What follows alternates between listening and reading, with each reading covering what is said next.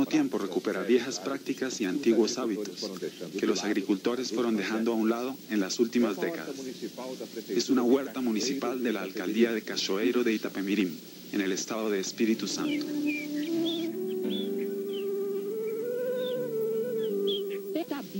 Piedra de Itabira, río Itapemirim.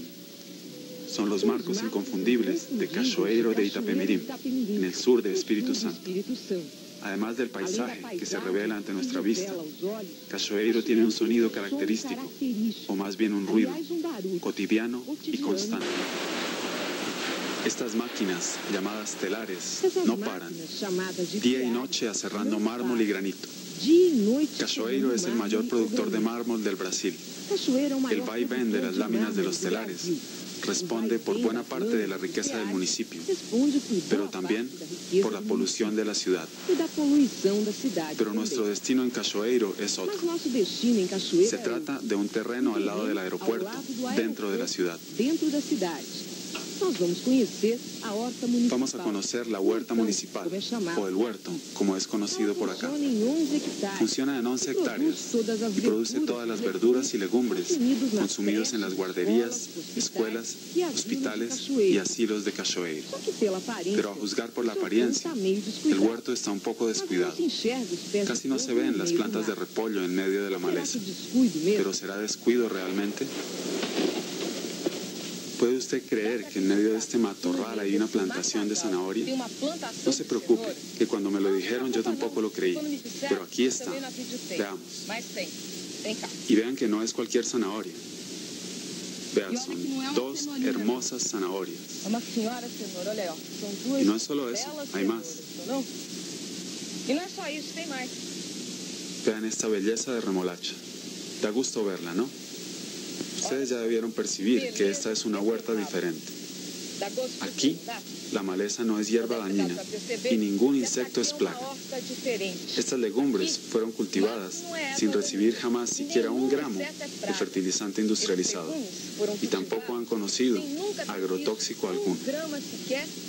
Es un tipo de cultivo llamado por su creador como biotecnología tropical.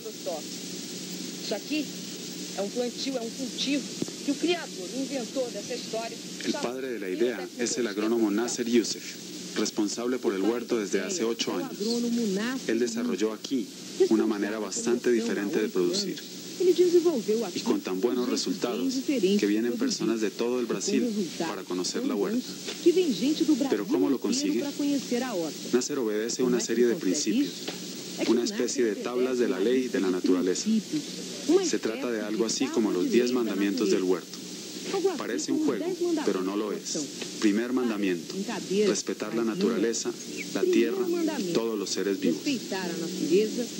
Lo más sorprendente y que llama inmediatamente la atención es el segundo mandamiento: plantar en medio de la maleza.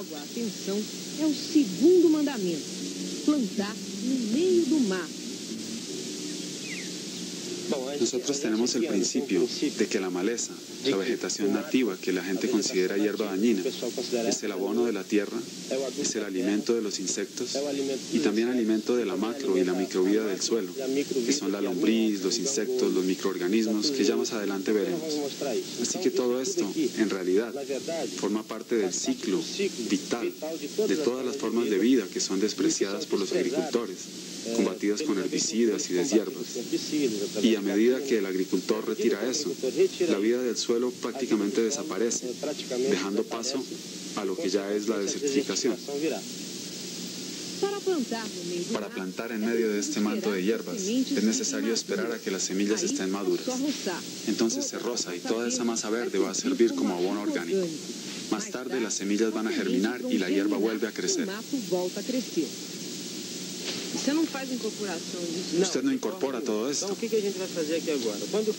No, de manera alguna. ¿Qué es lo que vamos a hacer ahora? Cuando yo me refiero o cuando hablamos de biotecnología tropical, ¿qué significa? Que esta masa verde que estamos viendo, esta masa que está en mi mano, el 90% de ella es fotosíntesis. Así que es una agricultura de sol que tenemos aquí en el Brasil. La agricultura de suelo es muy poca. Un momento, ¿qué significa eso de agricultura de sol y no agricultura de suelo? Sí, es que mucha gente piensa que la competencia ocurre en el suelo. ¿Competencia de la hierba con las plantas que usted cultiva?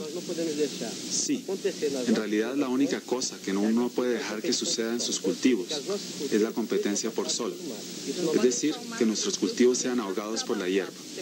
O sea, que la hierba no crezca tanto que ahogue lo que usted plantó.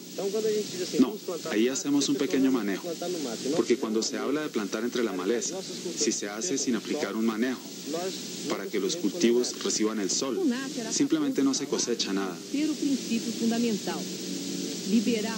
Nasser acabó de mencionar el tercer principio fundamental: liberar sol y luz para las plantas. Más adelante veremos que aún en medio de la hierba, las plantas cultivadas en el huerto siempre tienen luz y sol suficientes para crecer. Este operario está preparando plántulas de coliflor. Observen bien lo que ellos usan como bolsas aquí en el huerto: papel periódico. Es muy sencillo. Basta envolver un tubo de PVC con papel periódico, doblar una de las puntas y llenar de tierra. Ahí se retira el tubo y la bolsa está lista para recibir a la plántula. ¿Y por qué fabrican las bolsas con papel periódico? Bueno, es el material más barato que tenemos. Está disponible a diario y también es un material rápidamente biodegradable. Esta preocupación con la economía va a aparecer en diversas etapas de la producción aquí en la huerta. Es el cuarto mandamiento y uno de los más importantes: usar productos baratos y reutilizar lo que sea posible. Al final, cuanto menor el costo, mayor va a ser el lucro del agricultor. La tierra usada para las plántulas en bolsa es otra sorpresa. Nasser prefiere preparar una mezcla más bien débil: 6 partes de arcilla, una de arena y una de estiércol. La idea principal es la siguiente: es no alimentar a la planta. No alimentar a la planta en la fase de sementera, no alimentarla mucho. ¿Por qué no alimentarla mucho? Porque en la medida en que se le da mucho alimento en el vivero, ella se torna una planta frágil cuando es llevada al campo. Pero antes de plantarlas, ellas reciben otro castigo, que es como lo llamamos. Las plantas se dejan con deficiencia de agua. ¿Por cuánto tiempo? Siempre de 4 a 5 días antes de llevarlas al campo. Es importante que la plántula sienta bastante sed aquí en esta bolsita. Para Nasser, este cuidado, aunque sea extraño, es muy importante. Dejar las plántulas con hambre y sed antes de plantar. Son 15 días en el vivero, 5 de castigo. Cuando es llevada al campo, la planta recibe agua, una tierra más rica, crece rápidamente. Aquí los huecos son abiertos con azadón, pero el plantío también puede ser hecho en surcos con tractor. En cada hueco van de 2 a 3 litros de estiércol seco y crudo. Es otro mandamiento del huerto: no usar humus ni compost preparado. ¿Cuál es la ventaja de no hacer compostaje? Bueno, si uno hace compostaje, vamos a imaginar qué pasa. Si uno lleva el material totalmente descompuesto y una lombriz o un insecto, qué sé yo, un hongo o una bacteria que necesite de esa materia orgánica en estado natural, va a carecer de ella. Así que a medida que uno lleva esa materia orgánica cruda, esa vida del suelo pasa a tener un alimento natural. Y así ella lo procesa para nosotros. Y no es el hombre quien lo hace artificialmente. Así se mantiene cada vez más la población viva que habita en el suelo. La planta va a estar protegida en su bolsita con ese bloque de tierra, donde no va a sufrir ningún tipo de lesión en sus raíces. Ella va a saber el momento exacto de comenzar a alimentarse. Pero el simple abono orgánico no basta. Es necesario además corregir y enriquecer la tierra. Otro mandamiento del huerto. Los trabajadores están usando polvo de mármol y de granito, aquel residuo que sale de los telares de la ciudad y es casi gratuito. Este polvo contiene cal y micronutrientes y corrige la acidez del suelo. Otro producto usado es el fosfato de arashá, rico en fósforo y también en micronutrientes. Estos polvos de roca o rocas molidas actúan de forma más lenta, pero son mucho más durables y ricos que los correctivos o abonos industriales. Irrigar las plantas, principalmente las más jóvenes. Inmediatamente después del trasplante, las plántulas necesitan agua para poder adaptarse al nuevo ambiente y calmar la sed que traen por el ayuno de 5 días en el vivero.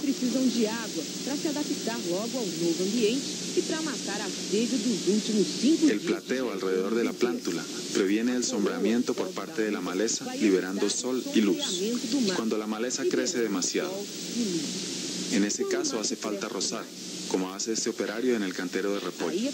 Pero nótese que se dejan algunas calles sin cortar. Es otro principio del huerto.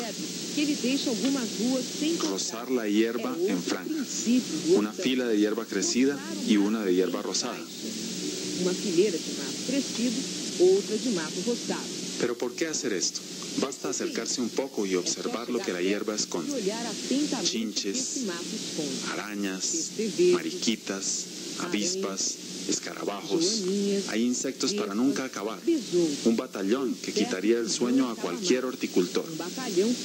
Pero aquí al lado, el repollo está entero, sin daño alguno, por lo que Nasser asegura que cumple sin falta el 10º y último mandamiento: no usar veneno contra plagas o enfermedades. Nasser, si usted no aplica ningún tipo de agrotóxico, ¿cómo hace para controlar las plagas y enfermedades que aparecen en su cultivo? Porque ellas aparecen, ¿no?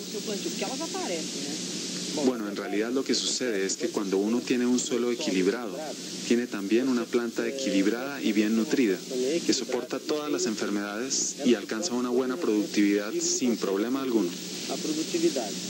Es decir, usted no produce plantas feas y comidas, sino bonitas y saludables.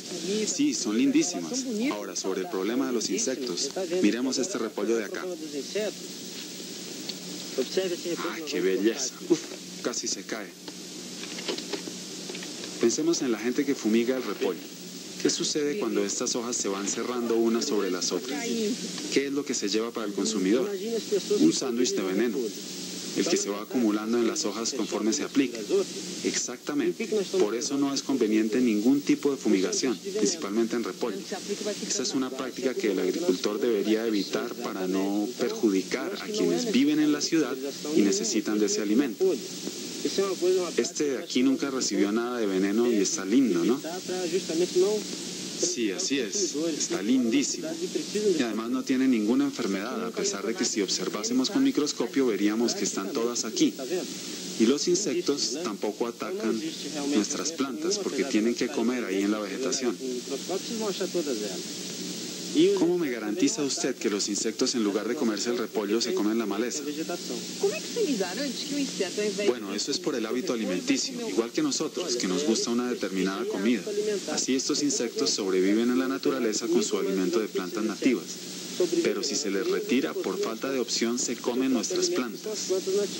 O sea que solo se comen el repollo si se corta la maleza. Sin duda alguna, si uno retira la maleza deshierbando o usando herbicidas, o como quiera que sea, ellos atacan el repollo. Bueno, la verdad es que aquí todo es controlado naturalmente. Es la naturaleza la que hace el trabajo. Así es, nosotros interferimos un poco, claro que sí, pero es algo mínimo. Y eso sí, dialogamos bastante con las plantas e insectos. La mejor respuesta para ese diálogo con la naturaleza está aquí, en la cosecha. Vean ustedes el tamaño de esas zanahorias. No fue fácil, pero funcionó. Mezclando verduras y legumbres con la maleza, el huerto de Cachoeiro está sirviendo de ejemplo para mucha gente. No tanto por las ideas, lo más convincentes son los resultados. Veamos estos números. La zanahoria y la remolacha producen 90 toneladas por hectárea, prácticamente el doble del promedio paulista, el mayor del Brasil. Berenjena, 90 toneladas en el huerto contra 60 en San Pablo. Pimentón, 60 contra 48. Repollo, 58 a 53. La excepción es el tomate, que Nasser consiguió producir sin veneno, pero con menor productividad, 60 toneladas. En San Pablo, 75. Es bueno recordar que los costos en el huerto son mucho menores y el uso de mano de obra no aumenta. Aquí 2 empleados dan cuenta de las 11 hectáreas. Nasser, normalmente cuando uno va al supermercado y encuentra una zanahoria gruesa no la compra porque se dice que son duras. Y estas de acá son duras.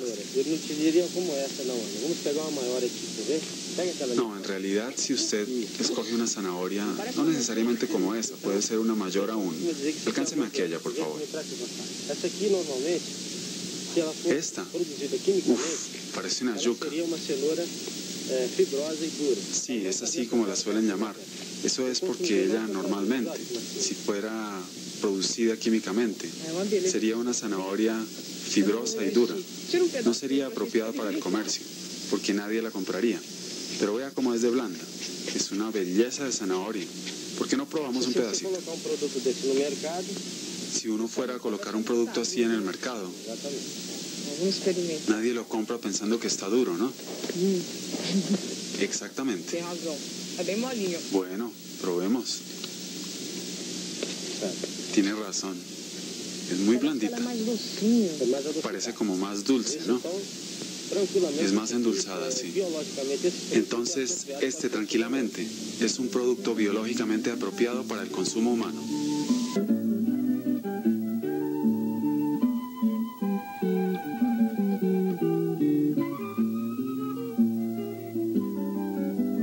De la zanahoria, remolacha y otros productos, pero lo que se ve realmente es solo hierba.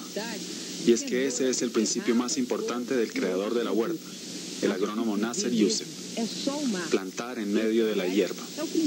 Además de proveer la materia orgánica para el suelo, la maleza atrae a los insectos, libres hortalizas del ataque de plagas. El huerto enriquecido con bastante pato de lado, experiencia. Pensar, resultan hombres sanos y una productividad por encima del promedio paulista, que es el mayor del Brasil. El inventor de este sistema de producción, la biotecnología tropical, es un carioca de 37 años, casado, padre de 2 niños. Estudió agronomía en la Universidad Federal de Espíritu Santo y cuenta que recién graduado ni soñaba en seguir la agricultura natural. El cambio de rumbo solo sucedió hace 9 años, cuando empezó a trabajar en el huerto. Nasser hoy en día es una persona conocida en todo el Brasil y hasta fuera de él en otros países. Aquí tenemos las cartas que recibió solo esta semana de todo tipo de gente. Además, ya fue personaje de reportajes en casi todas las revistas especializadas en agricultura aquí en el Brasil. Nasser, ¿cómo fue que comenzó todo esto? Bueno, todo comenzó con un problema que yo tuve en mi propia familia, el envenenamiento de mi tío. Eso fue exactamente en 1983. Envenenamiento por agrotóxicos. Sí, él era agricultor y usaba mucho estos productos en cultivos de café y de tomate. Y en ese mismo año, el 83, comencé a trabajar en esta huerta para proveer alimento para los niños de las guarderías y asilos de nuestra ciudad. Y todavía en ese año nació mi primer hijo. Y ahí uno comienza a tener esa preocupación acerca de por qué es que estamos produciendo alimentos envenenados para proveer a una población pobre que asiste a las escuelas, principalmente las escuelas públicas. Y usted sabe que la mayoría de esos niños va allí para alimentarse. Sin duda alguna, Nasser logró su propósito: producir alimentos saludables. Todos los días sale del huerto un camión como este para proveer de alimentos a 9.000 personas, entre niños, viejos y enfermos de Cachoeiro. Vamos ahora a dejar el huerto para conocer personas que le están apostando a este tipo de cultivo natural realizado en medio de un manto de hierbas. Vamos para la hacienda San Francisco de Asís, municipio de Viana, a 100 kilómetros de Cachoeiro. Son 240 hectáreas y el cultivo principal es la piña. Hace 2 años, el dueño, el señor João Batista, tuvo que enfrentar un fuerte ataque por plaga. El combate con insecticidas saldría tan caro que hasta pensó en abandonarlo todo. Entonces comenzó a seguir las enseñanzas del huerto, dejó crecer la hierba y para conseguir una entrada extra pasó a cultivar legumbres junto con la piña. ¿Por qué fue que decidió cambiar? Usted era un agricultor tradicional que sembraba igual que todo el mundo. ¿Por qué tomó esa actitud drástica de cambiar todo? Bueno, usted está diciendo que yo era agricultor. Yo prefiero decir que era un buen receptor de dinero del sistema financiero y tal vez hasta un buen gigoló de la tierra. Yo me siento agricultor solo desde hace 10 meses, cuando me acogí a lo que hago ahora. En términos económicos, hablando de dinero, ¿usted ahora está gastando más o menos? Hoy en día en el cultivo de piña gastamos el 30% de lo que gastábamos en la agricultura convencional.